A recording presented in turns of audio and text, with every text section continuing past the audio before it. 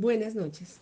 Hablaremos sobre los derechos humanos en Colombia. Mi nombre es Gisette Peralta y junto con mis compañeras Carmela y Vanessa les hablaremos de este tema. Como introducción, primero el planteamiento. ¿Es realmente Colombia un referente en materia de derechos humanos? ¿Como base del conflicto o como proponente de soluciones? Este es un tema bastante álgido, un tema que duele y que toca fibras. Las posiciones son muchas, contradictorias, crudas, convenientes con base en la política o en la economía. Pero la que más duele es la indiferencia. La indiferencia cuando nos enfrentamos a una falta o un dolor sobre un derecho humano. Hablemos de la historia. Cuando los españoles que llegaron estaban regidos por un gobierno absolutista, es decir, el poder concentrado en una sola persona. Al indígena se le negó todo tipo de derecho.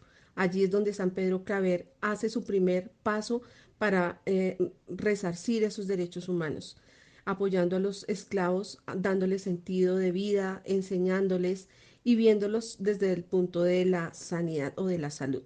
Ya en el siglo XVII y XIX, con base en la Revolución Francesa en 1789, eh, nacen los derechos humanos. En 1795, Antonio Nariño transcribe los principios de esos derechos humanos y en 1810 los derechos se incorporan en la constitución de diferentes países, entre ellos Colombia.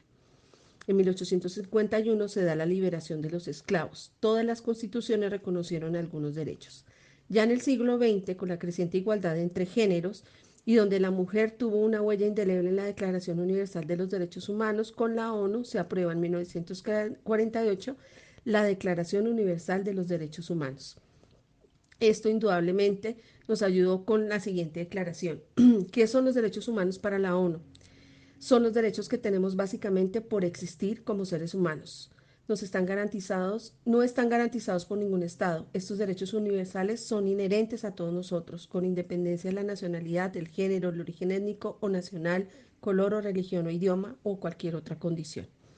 Los derechos humanos en Colombia, con base en la Constitución del 91, en el artículo 1, dice: en el respeto de la dignidad humana, en el trabajo de la solidaridad de las personas que la integran y en la prevalencia del interés general. En eso se basan nuestros derechos, los cuales son territoriales, de democracia, de participación y son pluralistas. Esto lo garantiza y debemos tener garantías. ¿Quiénes lo garantizan? Las instituciones. Hoy día hay diversas instituciones gubernamentales que han sido creadas para apoyar que se respeten esos derechos. En el marco del conflicto actual, hablaremos de la actualidad. Seguimos siendo eje central de esos conflictos. Con base en la declaración que hizo la Amnistía Internacional, sabemos que hay derecho a la verdad, justicia y reparación, uso excesivo y innecesario de la fuerza, detención arbitraria y tortura, desplazamiento forzado, todas las violaciones del derecho internacional humanitario y sobre todo vivimos en una impunidad. ¿De qué nos sirve pensar en una paz total? ¿De qué nos sirve seguir alegando sobre los derechos humanos si seguimos viéndonos inmersos en este tipo de puntos de los que estamos hablando y de los cuales habló la Amnistía en su último informe? Si la corrupción sigue estando presente de la mano de la impunidad, nunca ninguna de las partes del conflicto, no importa de qué bando sea, siempre se sentirán maltratadas, se sentirán vulneradas, sea la fuerza pública, sea la población civil.